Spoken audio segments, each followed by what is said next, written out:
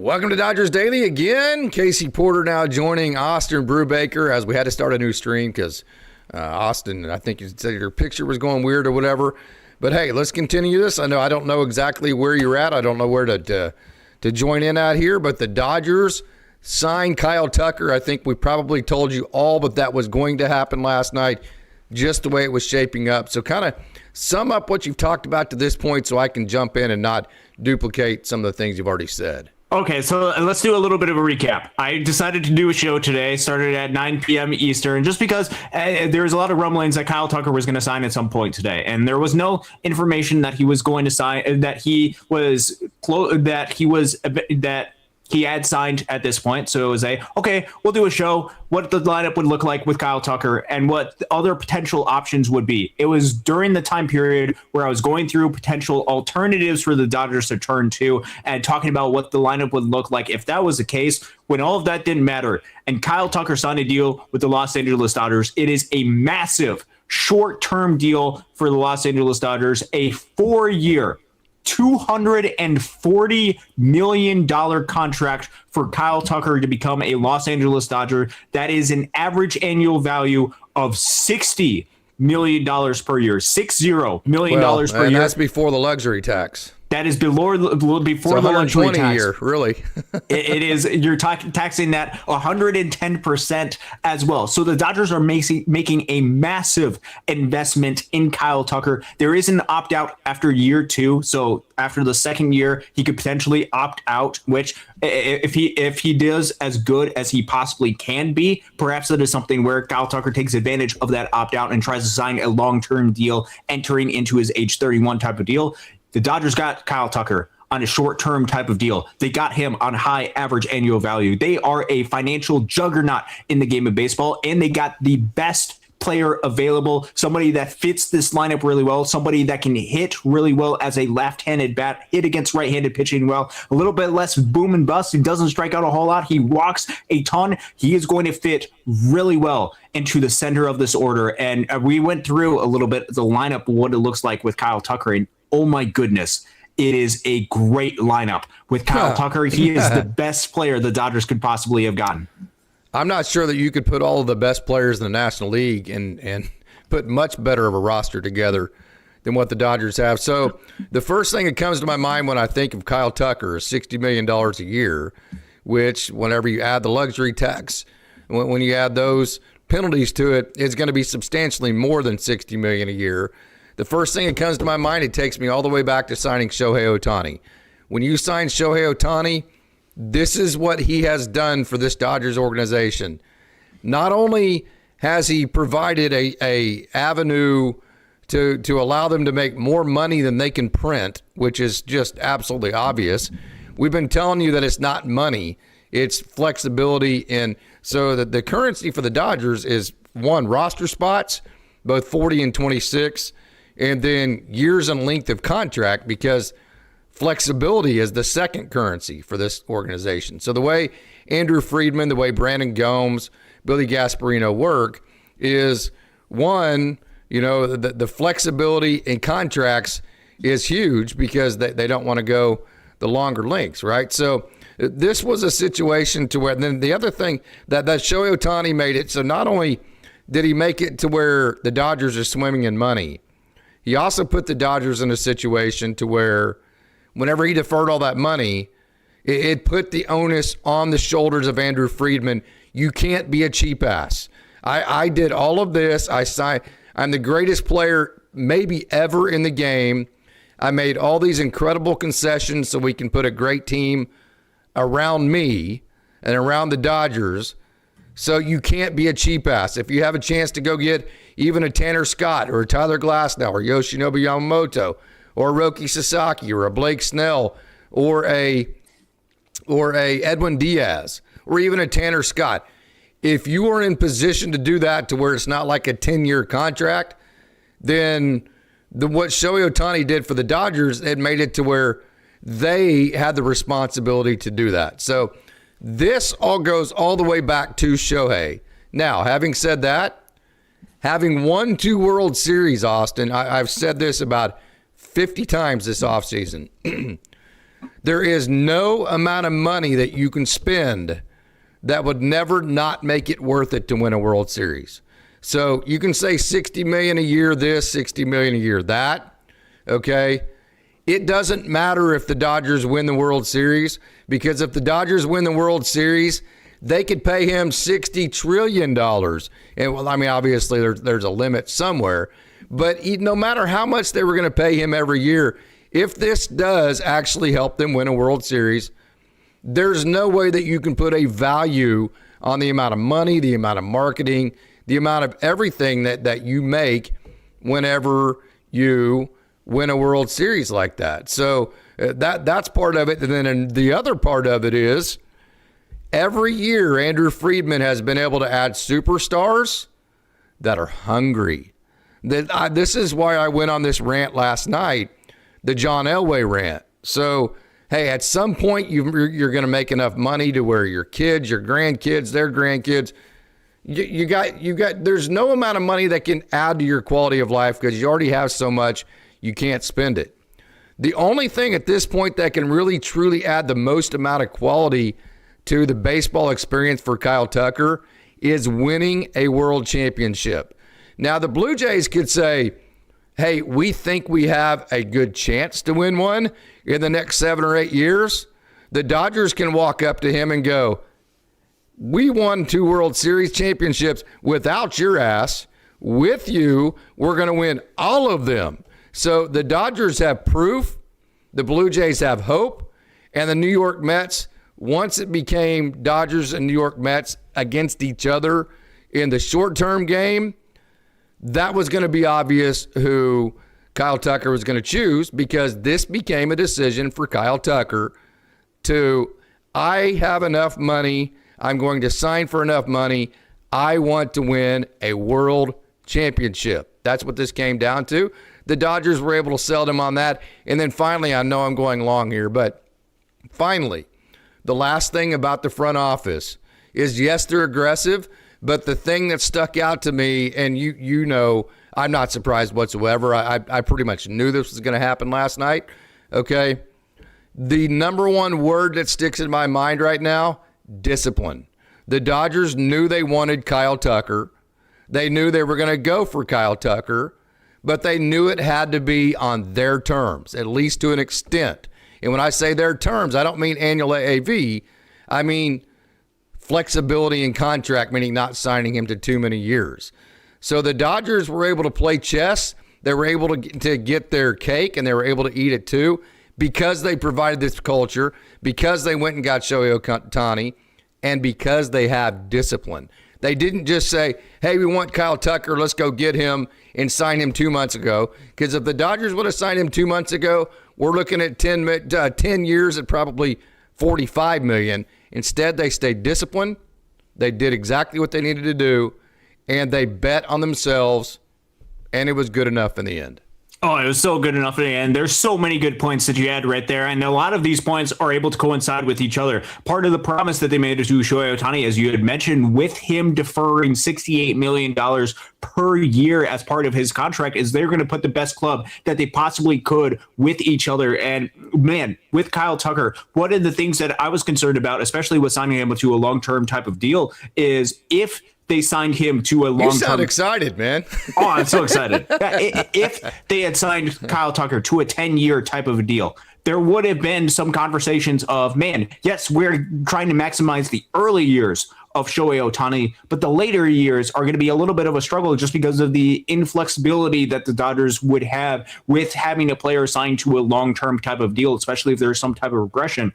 Now what you're doing is you're maintaining your promise. You're putting the best team that you possibly can together, and saying that you have the flexibility long-term as well, to where even in the later years of Shohei Ohtani, you have the flexibility to get whatever player that the Dodgers want to. The Dodgers are operating in a different stratosphere than what a lot of the other teams are operating in from. To Any where other the Dodgers team, ever. Not just teams now, ever. Ever. Absolutely ever. This is absolutely insane what the Dodgers are being able to do. It's the investments that the Dodgers are making into this roster. They are fixing all of the different areas that were weaknesses last year. They addressed the bullpen with one of the best closers, if not the best closer in the game of baseball, in Edwin Diaz. And then they got one of the most stable, consistent outfielders, the best possible player, and it wasn't even close on the outfield market, on a short-term deal during when he's going to have projected to be his best years possible. This is the best possible scenario for the Los Angeles Dodgers, because you know what? They didn't go to the trade market to go out and trade all their pieces. They still have all the resources they have. They still have some of the pieces that they could use to either trade them in the future or have them be part of the mix long-term to be able to add some youth into this lineup. They are in the position where they have as much financial flexibility, which affords them as many different avenues that they can go down. They are the envy of Major League Baseball. They are the new evil empire. Yeah, they definitely are. Well, yeah, not to me, but to me, it's the way that I think I heard just to talk about earlier how they kept all the prospects. Now that's a big deal too, and we'll get into that here in a second. Yep. But here's another thing. Okay, one of the reasons why it's hard to repeat. Okay, you say, well, let's run it back, man. We won, right? Okay. Well, the hardest part of that is there's a certain amount of human element to where you lose a little bit of fire in your belly, okay? I mean, you can say what you want. I can say what I want. Mookie Betts, Freddie Freeman, Shohei Ohtani, these guys they're Hall of Famers. They're the most motivated human beings I've ever seen in my life to be great. They're motivated by winning. Fine, okay? But, I mean, it's like this just human nature. There's no way there's not at least a certain element of which, there's a certain amount of complacency that happens when you win 1, 2, 3, 4, 5, however many times it goes.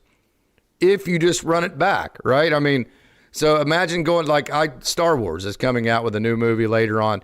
And I say that because Star Wars is like the franchise to where a lot of the money they make is like a guy like me who's a diehard Star Wars fan. I will go see that same Star Wars movie in the theater like 6 times, okay? So Star Wars fans won't just go and watch Star Wars. They'll go and watch the Star Wars film 5 or 6 times in the movie theater, okay?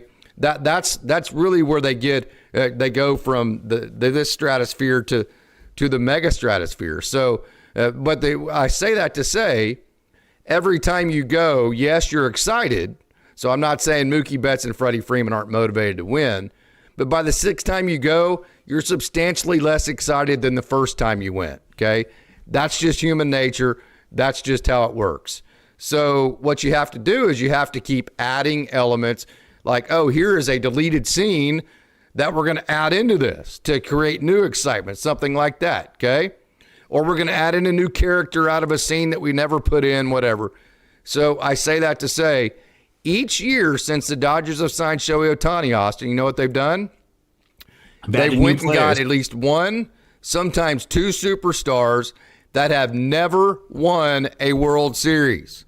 Tyler Glasnow, Blake Snell, Shohei Ohtani, right? And now this year you're talking about, I guess Kyle Tucker's won one with the Houston Astros, correct? But he hasn't won one with the Dodgers. And I think here's the thing too, is that's kind of an Astros team that I don't think it was necessarily seen as his team, right?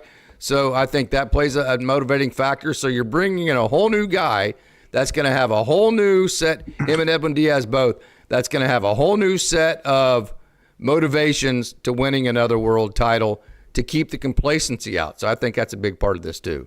Oh, that's a huge part of it, and it's not just youth that is wanting to be able to achieve that. It is these veteran star type of players. Both Edwin Diaz and Kyle Tucker are all-star level of players. Adding them to the mix is a huge part of this. And Kyle Tucker is just a really good baseball player. Getting him as part of this lineup just makes the lineup so deep. I was going through what a potential lineup could be for the Los Angeles Dodgers against right-handed pitching, and you're looking at Max Muncy being the 7-hole hitter.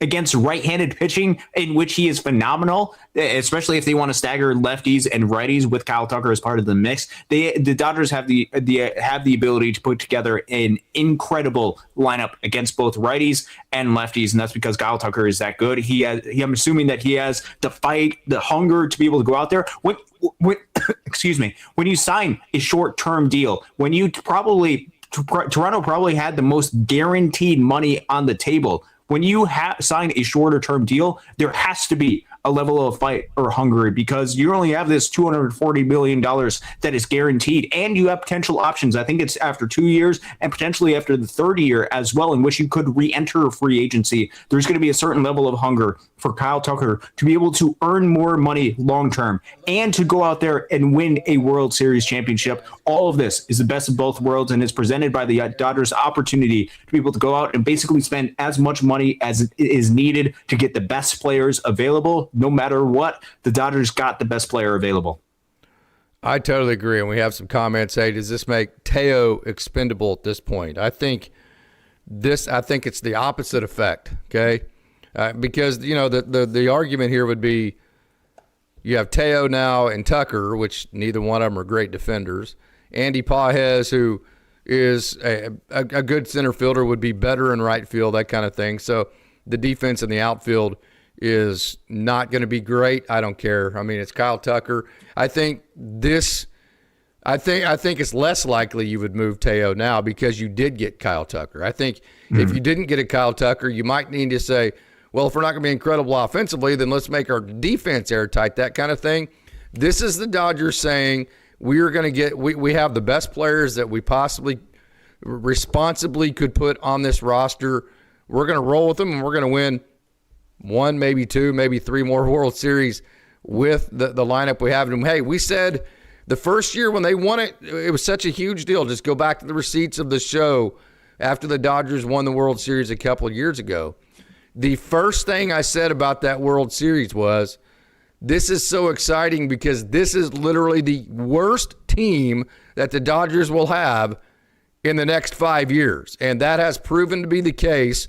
And the thing about it, again, that's so impressive, is that Andrew Friedman is not sitting on his laurels. If he's going to charge you $40 to park, if it's going to be the most expensive fan experience on earth, then he's going to give you what you're paying for, and he's done that. So I just think the aggressiveness, the fire in the belly of Andrew Friedman is something Dodgers fans obviously should be very appreciative of. Yeah, I think that's absolutely right. When it comes to Teoscar Hernandez, let's talk about the outfield configuration of the defense and what this means. It's almost certainly going to likely be Andy Pages in center field. Kyle Tucker is a corner outfielder. When you have a Teoscar Hernandez and Kyle Tucker as part of the mix, that forces Andy Pages in center field, which he actually did really well last year. And you got to give credit to Andy Pages, because if Andy Pages was forced to be more in the corner, they would be looking for two outfield bats, in which that might change some of the trajectory of what their decisions are. Andy Pages in center field. Kyle Tucker has been a right fielder for the majority of his major league career. This also presents you with the opportunity to move Teoscar to left field if you were concerned about Teoscar Hernandez's defense in right field. The chat's cracking me up. Are you reading the chat? I'm not reading a whole lot of the chat. The chat is cracking me up about how expensive this is going to be to be a Dodgers fan. This is hilarious. It's going to be so expensive, but it's going to be so worth it, because now you have the opportunity to be able to go out and be the team that goes out and wins 3 straight World Series championships. But it's going to be so expensive. With Teoscar Hernandez, they signed him to 2 years. I don't know what the return necessarily would be, and I think they like Teoscar Hernandez in the outfield more than what they would like a platoon of Alex Call and Ryan Ward going forward. And with the Dodgers, it's going to be Teoscar Hernandez, Andy Pages, and Kyle Tucker in the outfield. I think this most certainly opens up an avenue where I said this on the show earlier. I think the Dodgers, it is absolutely time to trade Ryan Ward, open up a roster spot, because there is no path for Ryan Ward to be able to get into the mix. None. Even as the fourth outfielder with Tommy Edman. There's zero, because even with Tommy Edman hurt at the beginning of the season, your 2 potential options for center field would be Andy Pages and Alex Call. Alex Call is in part needed to be in backup in center field as well as part of this mix. So I think it's time for Ryan Ward to be able to move on to another organization or another baseball opportunity. I think it was the Dodgers keeping insurance in case this type of deal wasn't able to come along, but they got the best player they can available. And when you have the opportunity to get a player like a Kyle Tucker, you go out and get a Kyle Tucker, especially if it is on the Dodgers terms, which this most certainly was. Oh, this is funny. There's going to be a coin dispenser on the toilet paper at Dodger Stadium. Ketchup's going to be $5.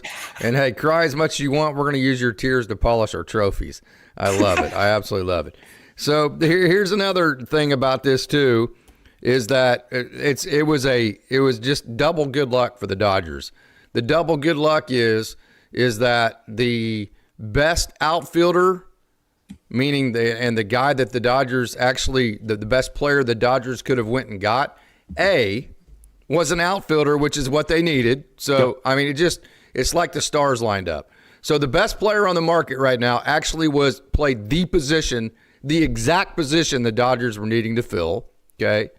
And it wasn't close. I mean, that's why if you go back to Edwin Diaz, about one or two shows before, I went on a rant saying the Dodgers have to get Edwin Diaz. He's the best closer out there. You can't be a cheap ass.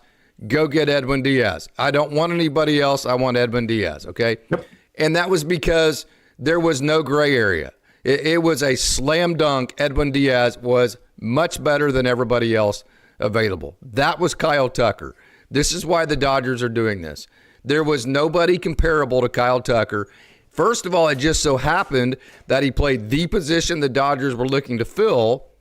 And then also it happened he was a free agent instead of a trade target. So not only did the Dodgers get the best player, hands down, it's not close. They got him at the position that they needed, and they did not have to trade away any of their prospects.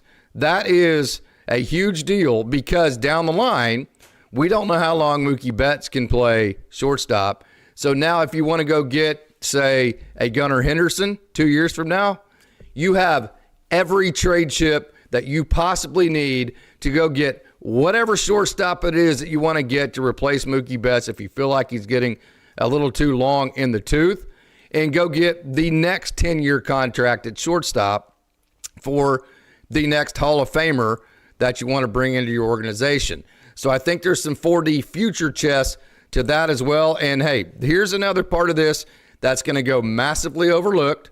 Okay. I think this was also a huge part in this. And that is, if you look at the free agents next year. Yep. Kyle Tucker not only is by far the best free agent this year, he's probably the best he's going to be hands down leaps and bounds way better than any free agent that is going to be available next year. So this was okay, well, if we don't get Kyle Tucker now, then who? Then what? Yep. Right?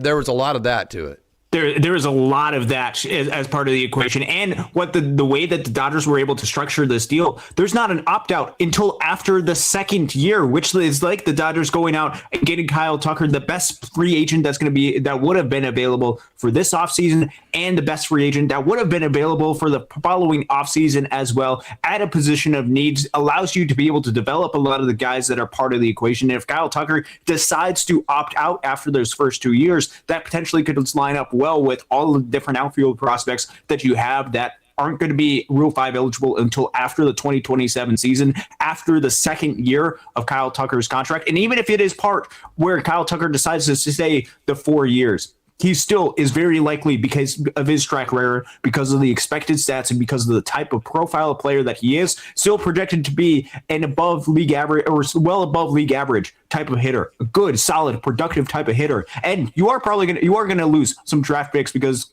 Kyle Tucker had the qualifying offer. But when you go out and sign this type of player, there's going to be players that are going to be blocked that are close to major league level. You know what you can do with some of the players on your major league front office, because the Dodgers aren't going to have a whole lot of draft pool capital, but they are going to have some prospects that are going to be blocked. You know what the Dodgers are really good at? Trading some of the guys that are blocked for some good underrated prospects that are lower down in the system, to where, man, even if the Dodgers lose out on some of the draft capital, they can turn some of the players that they have in the system that are close to major league level that a lot of other organizations covet because they do not have the financial capital that the Dodgers have and willingness to spend. So they want cheap, controllable type of players, and they can get really good prospects in return to where even though they are missing out on draft picks, even though they are missing out on a lot of this capital, they can still get a lot of those players as well because they are trading pieces for future pieces as well. This is the part because the Dodgers have a large pool of money to be able to spend and because they get the best players that they possibly can. Even the players that are in the system that are theoretically blocked, they could use to continue and make this system run as good as it possibly can. The Dodgers are in a position like no other organization. Yeah, they can replenish their farm system by trading away some of the guys that are blocked in the system like we see them do in the past. We have a super chat. Samayason won $2. Thanks, Uncles Mark and Andy. Mets and Jays fans need a hug. Here's another part of this. Yeah, absolutely. Here's another part of this, Austin. If I were to ask you who was the second best team in baseball last year, who was it? It was Toronto last year. Yeah. They might have actually been the best team in baseball, just unlucky, right? I mean, okay, so here's another aspect of this. I stated very clearly last night that if the short-term game came down to the Mets and the Dodgers were going to win that. I did not pull any punches on that. The Dodgers were going to he was going to choose the Dodgers over the Mets, okay? The only question was he going to take the longer-term deal for the Toronto Blue Jays versus the shorter-term deal for the Dodgers? On last night's show, just go back, I was very confident. I don't think you were quite as confident. I made the whole long spiel about, hey, winning a world championship, defining this, defining that, and then betting on yourself 3 or 4. I was very confident he was going to choose the Dodgers, so this is not a surprise whatsoever. So I think and here's another aspect of this, that the angle that I was looking at it even last night is that if the Toronto Blue Jays are the second best team in Major League Baseball, guess who you're keeping him away from? You're keeping him away from the Toronto Blue Jays. Absolutely, which is probably going to be, at least on paper right now, your number one biggest opponent to winning the third world championship in 3 consecutive years. So not only have you just massively increased your roster, you've dealt a massive blow to the Toronto Blue Jays. Now, if you're Steve Cohen and the Mets, or if you're the Phillies, or whoever you are, you're going, do I really want to go sign a guy for 10 years? Or do I want to trade my farm away to go get a Bo Bichette or whoever else might be on the market when I know I'm still about 4 rungs lower than the Dodgers in terms of talent? So if you're another team in the National League, you're not very motivated just to go away, give away your farm, knowing that even if you do, you are a distant second place to the Dodgers. I think there's an effect there too. And that's absolutely right. And you look at Kyle Tucker as an overall player, he would have fit so well into the mold and makeup that the Toronto Blue Jays are looking after. Those guys that don't strike out a lot, but can also hit for a decent amount of power. The Toronto Blue Jays merged that so beautifully well last season and got them so within 2 outs of winning a World Series championship. And the Dodgers took that player who probably had a long-term offer from the Toronto Blue Jays away from them. That makes the Dodgers much better, but it also prevents Toronto from being able to get him. And now they're going to have to look and turn to some alternative option to be able to make it. And you look at the alternative options that we've been talking about beforehand, and the alternative options are not as good as what a Kyle Tucker is. Bo Bichette is not as good of a player as what Kyle Tucker is. And it's not going to be 4 years. And it's probably going to be longer than 4 years. Toronto ain't getting a player like Kyle Tucker for a 4-year contract. It is. And they ain't paying $60 million a year for nobody, right? So, I mean, who's it going to be? Yeah, I have no idea where the Toronto Blue Jays are going to be able to turn to. They'll turn to somebody to be able to find it, but you got the best player available. You prevented him from being able to go to another team, and now your lineup is just so deep to where, I talked about this earlier. Max Muncy against right-handed hitters, very well, if you stagger it out, it's a 7-hole hitter. The 7-hole hitter is Max Muncy. Just unbelievable what the Dodgers have been able to do. Yeah. And so, there's always this debate, hey, do we max out our ability to win this year? How does that affect the farm? There's always that balance, and obviously there's no right answer. Here's my stance on that, Austin. Yep. And I've seen them go get a Brian Hudson off the waiver wire and turn him into a Justin Chambers, okay? I've seen them, have a Hunter Fiducia who was blocked and who was never going to be anything other than just an average major league catcher. I love Fetty, don't get me wrong. But that's just what he is, okay? He's never going to be better than an average major league catcher. And you flip him for a Paul Gervais, a Ben Ortvedt who helped you last year, and an Adam Serwinowski. I've just seen this way too many times. So I'm just telling you, okay? And this is why we get into these debates, and this is why I'm always on the other side of this with you. Well, not always, but typically, is that when it comes down to do we fortify the major league team, or do we put the minor league system in the forefront, even though we know we're not maximizing the major league team? 100% of the time, when you are the Dodgers, now maybe if you're the Pirates or the Brewers and you have to do this through a build, like 100% build process, maybe it's different for them. But if you are the Dodgers, you figure out how to make your major league roster the best it can be, and then you deal with the repercussions of your farm system when you cross that bridge. That's how you have to approach that if you're the Dodgers. That's how they have approached it. And then not only that, here's another factor, because they've looked at it that way. Going back to the trade deadline last year, you want to know what part of their system they actually bolstered the most? What's that? Was their farm system. Somehow in the trade deadline last year, they did a trade deadline good enough to win a World Series. But the best part of the trade deadline was that they actually made their minor league system better than their major league system, which then allowed them to be in this position. And so now they still have maybe the best farm system in baseball.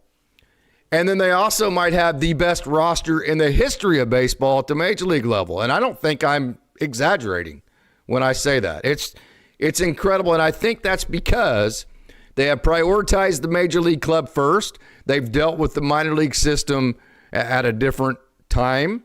And then they've made incredibly intelligent, because they've been patient, they've had the discipline, they've made incredibly great trades and maneuvers to continue to replenish their farm system through the trade market. Yeah, I think you're absolutely right with all of that, and they do it. They prioritize their major league club. That is first and foremost. You do what 100%. You can to make your major league club as best as it possibly can, and you do it on your terms to where it's not going to completely ruin you long term. And I think that's what we've seen with this offseason for the Dodgers is they have made a huge investment, largest average annual value for a relief pitcher, one of the highest, if not the highest average annual value for an outfielder in Kyle Tucker at $60 million per year. But they are also trying to make sure that long term they are keeping things in mind, and long-term, making sure that they are competitive, making sure that their club is competitive, not just by not giving out super long-term massive deals that are going to hinder you long-term, but also by doing things on the margin, as you had mentioned, worrying about the farm system at the trade deadline, being part buyers and also part sellers last year. And I think you potentially could see, depending on what the makeup of this team is looking like through the course of the season, perhaps something very similar during the trade deadline in this upcoming year, where you could see some trades where the Dodgers sell off a couple of pieces as well that could be potentially moved off them. They just make good, smart financial decisions. And because of the financial capability they have, they can make these type of deals. Signing Kyle Tucker to a $60 million average annual value deal for 4 years is not a luxury that every single team has, but because the Dodgers have that to their advantage, they can go ahead and make this type of deal and make their major league club as good as possible, getting the best possible player that they possibly can. And because they signed him to a free agent deal, you have all your prospects. You know what? You could potentially, we could be talking about even all of the top trade pieces that could be possibly available. You don't like the depth at the bottom of the order. You want to add even another bat. That is still up in the air for the Dodgers. Going out and trading for a Tarek Skubal very well could be part of the mix for the Los Angeles Dodgers. You have the ability to go out and make any sort of moves because they make smart decisions and because they have the financial flexibility to be able to go to, and they are very targeted in the type of players that they get. Absolutely. They get the players that are the best. They get the players that are those Hall of Fame level type of players, or some of the best players at their given time in the game of baseball. And certainly Kyle Tucker is among one of the best outfielders in the game of baseball at this given time in Major League Baseball. Let's get nitpicky. Ready? Yep. Okay. Go through his numbers, say, after the All-Star break last year. Kyle Tucker's numbers after the Yes, All-Star sir. break? Yeah, Yes, let's sir. go ahead and pull up some of that just a second. I got home as fast as I could from officiating tonight, man. I got that Oh, I know. message, and I was like, I'm not getting a ticket, because whenever you get a ticket, whenever you're officiating, it's like, I just spent this whole night officiating, and now it was all for naught. So I wasn't going to speed, but I got home as fast as I could. So go through his numbers post All-Star break. All right, so post All-Star break, which I believe he was in this time period dealing with some type of injury that was taking place. It was 231, 360 on base percentage with a 378 slugging. He went through a long period where he did not hit for a lot of power. Still a 115 WRC plus with a 15.5 walk percentage and a 16% strikeout percentage. If you want to be super nitpicky, you can look at his second half and say there was a drop off in production that he had. Why was that? During the first half, it was a 145 WRC plus that he put up in the first half. 41 games is in the second half, which included that long stretch where he was not hitting for a ton of power with the Chicago Cubs. Why do you think that is? I think it mostly had to do with the injury that he had, and we saw that directly impacted the power that he was able to hit for. That at least is what I'm attributing a lot of that to. We also saw even stuff like stealing bases went to 22 in the first half, just down to 3 in the final 174 plate appearances that he had, and he still was getting on base at a 360 clip. I think there was a lot of injuries or some type of injury that he was dealing with that was hindering his capabilities, at least to a certain degree. I just see too much stability in his overall game, hitting against righties versus lefties consistently year after year, being able to hit, and his expected numbers following what his actual numbers are, to be overly concerned about the second half when there's knowing that there was some type of injury that was going on with him. So I kind of say that, my coach brain, I always want to cover worst case scenario. What is my plan in case the worst case scenario hits? How can I still win? How can I still maximize my opportunities for winning, even in worst case scenario? So you never actually know what that worst case scenario is. You plan for every scenario, and just inevitably you're not always right, So, but from a statistician's perspective, what is the worst case scenario? What is the floor for this move for the Dodgers? And to me, this is going to define just how. I don't mean this to be a Debbie Downer segment. This is actually the opposite. So whenever as a coach you go through and you go, well, here are the worst case scenarios. Here is the floor of what could happen here. And then you evaluate it and you go, even if that happens, we're still winning this freaking game. Whenever that happens, that's when you go, can we play like in 5 minutes? Let's get this crap going, right?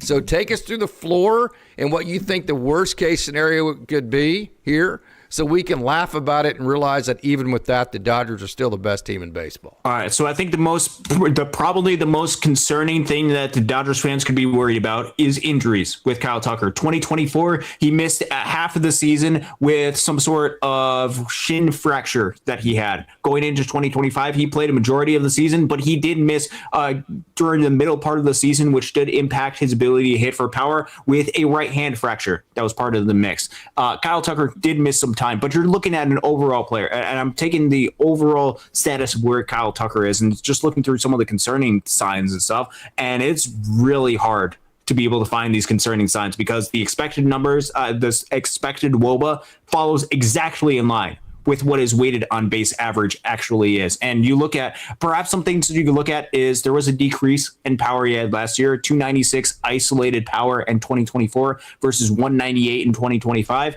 But I think that was in part impacted by his right hand fracture, which means if he is healthy from that, man, I would expect his power to go back to what his normal power numbers were, which if ISO is anywhere between 220 and 260 type of range among the better power hitters in the game of baseball. You look at, he already has a batting average in balls in play around 280, which means it's probably not going to go a ton lower than that. Maybe it gets down into the 270 type of range, which could decrease a little bit of his production. But you're talking about a drop in maybe 10 WRC plus points, and means his 135 WRC plus turns into a 125 WRC plus, 25% better than league average. He's been stable with his ability to draw a ton of walks, and his strikeout percentage stable consistently anywhere between 13.5% to 16% the past 5 years. If those things hold stable, his walk percentage, his strikeout percentage,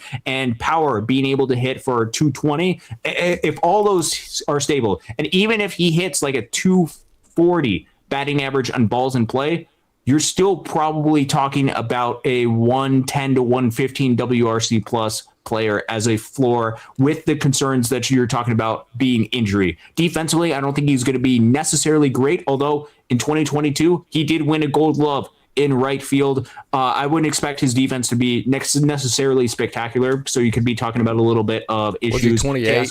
He's going to be entering into his age 29 season this upcoming year. Which is prime. Which is right during the prime of his career. So even with all of these potential concerns, you're not expecting a ton of negative regression. There's no reason to expect that. Yeah. There's no, you would expect, especially because, and I've gone through this before, WRC plus the past 5 years, 146, 130, 139, 179 during the half season he had, and then 136. It is remarkably consistent for him in the 130s type of range. And you're talking about with Kyle Tucker, past 5 seasons, 143 WRC plus. That is top 10 in the game of baseball. And the expected numbers all back up that this is legit for him. And even if it does regress, like 261 batting average in balls in play in 2022 with a sub 10% walk percentage, he still was able to post a 130 WRC plus. So even though the batting average drops to 250 or 240, which is unexpected for Kyle Tucker, he probably still is a 25% above league average type of hitter. You would expect Kyle Tucker, based on what we see, unless injuries start to stack up for him, which it started to stack up a little bit, but the Dodgers don't have to worry about the long-term ramifications. Again, just signed to a 4-year type of deal. There's no reason to say that Kyle Tucker is going to regress at some point, especially because he signed a short-term deal and he's not just looking to earn a World Series championship. He's not complacent because he got all of his money. He's going to be looking for a contract after his age 32 season to get even more money and define his legacy. And especially with the pace that he's on a pace to be a borderline Hall of Fame case. If he continues with the projections of what he has, he's probably going to get close to 50 to 60 Fangraphs wins above replacement, Baseball Reference wins above replacement, which puts you right on the borderline to being a potential Hall of Fame type of player, which means that Kyle Tucker is likely to be motivated going forward in order to define his legacy, to earn the next contract, and to potentially work and earn his case to be a borderline Hall of Fame type of player if he is able to have really good seasons. But in order to get the money, in order to build the Hall of Fame case, it's all dependent on what he does in a Los Angeles Dodgers uniform. I would have no expectation that he would slow down anytime soon. And Kyle Tucker steals 25 bases a year. Yeah. There's no downside to it at all. I mean, you got the guy at his prime age. You've got the position you needed. You've got a floor to where even if everything goes to like the worst case scenario, you're still the best team in baseball. The only downside to it is the average annual value towards but you're already sunk on that. You're already underwater on that. And again, the currency for the Dodgers is not money, okay? Especially the currency is flexibility in contract and roster spots. So there just is absolutely no downside to this whatsoever. So, hey, Austin, we've been going on for about 45 minutes. I think we've covered just about every aspect of this that we possibly can. So, is there anything else you want to add before we get out of here? Or do you want to hang on? No, I've been on the show for about 2 hours now. I had the show that I was doing on before the signing actually went place. I was not super delayed. So in the past, I think there's been some sort of move, and I might have been delayed just because we've been talking. I know I've been delayed on some sort of move in the past. I don't remember which one, but I got the notification right away that Kyle Tucker had signed to the Dodgers. So I was glad I was able to get that out and switch the talking points that I had right away. It was able to cover it 2 hours on the show to be able to do that. Couldn't thank you guys enough for this. Yeah. This is We've absolutely had two unbelievable. different shows tonight about this. 2 different shows about this, but it is worth it because the Dodgers got the best possible player that they could have gotten for the outfield with the circumstances of what it was. Kyle Tucker is a phenomenal type of player. He's going to do so much for this team. He's going to provide a solid, stable, consistent bat in the middle of this order that's going to make the lineup just so much better. And he's not a boom and bust type of guy, but he also is able to hit for a decent amount of home runs too. Dodgers fans, he's the star type of player that they typically go out and get. I think Dodgers fans are going to grow to fall in love with Kyle Tucker because of the player and the play that he has on the field. I think it's going to fit in so well with this team, so well with this club. And to add in another guy with Max Muncy level walk percentage into this mix that doesn't strike out, that can play the outfield, that moves Teoscar Hernandez over to left field. Man, sign me up for this. This is going to be awesome. The Dodgers are favored, obviously, to win another World Series championship, to win 3 World Series championships in a row. And I don't know about you, but past 2 have been really fun. I really like doing the show after the World Series is done and we're all celebrating. And I want to do that as many times as we possibly can going forward. Yeah, and last thing, I know you hit on it a minute ago. I think there's a really good potential that this is the absolute greatest thing ever that could have happened to Ryan Ward. Yes. This is possibly, now it might not end up being that way because they may keep him, but this opens up the avenue to be the best possible scenario for Ryan Ward. And I know you're thinking, what is that fat old man talking about? I mean, now Ryan Ward's never going to get to play. Well, that's the point. Yep. Ryan Ward was never going to get to play on this Dodgers team. That was never going to happen. He was going to get an at bat here. He was going to get an at bat there. Whatever was stated as lip service. Spring training's a whole different scenario than any other. Than to say that, hey, he's going to be our everyday starting left fielder. Ryan Ward was never going to be the everyday left fielder for this Dodgers team. So me saying that, he was going to waste away at Oklahoma City. Yes. So now that you have Kyle Tucker, so we've said it all offseason. Ryan Ward was the backup plan. You get disciplined with Tucker. You offer him what you're comfortable offering in terms of the lower amount of years. If you don't get Kyle Tucker, then you figure out, okay, what's the plan for Ryan Ward in our system at that point? So he was insurance. But now that you got Kyle Tucker, now you don't need that insurance. All of the guardrails are off in terms of trading Ryan Ward, and this is why they put him on the 40-man. They put him on the 40-man because they know he has value, and if you would have just allowed him to become a free agent, you would have gotten nothing for him. Now that he's blocked, the guardrails are off. You have to trade Ryan Ward, and now you're going to get something out of him that you wouldn't have if you did not put him on the 40-man when he became a free agent. Yep, that's absolutely right.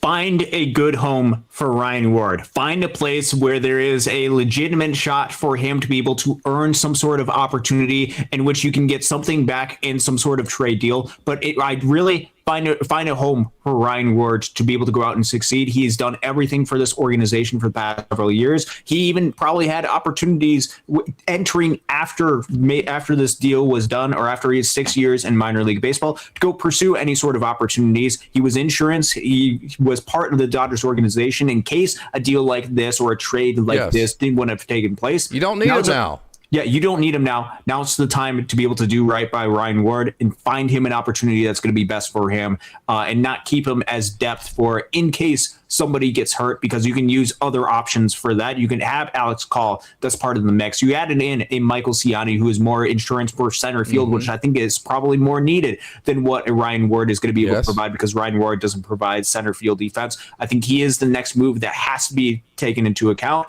Do what is best for Wardo, allow him to get some sort of opportunity, and don't waste his career in Oklahoma City. You put him on the 40-man. You didn't allow him to become a free agent.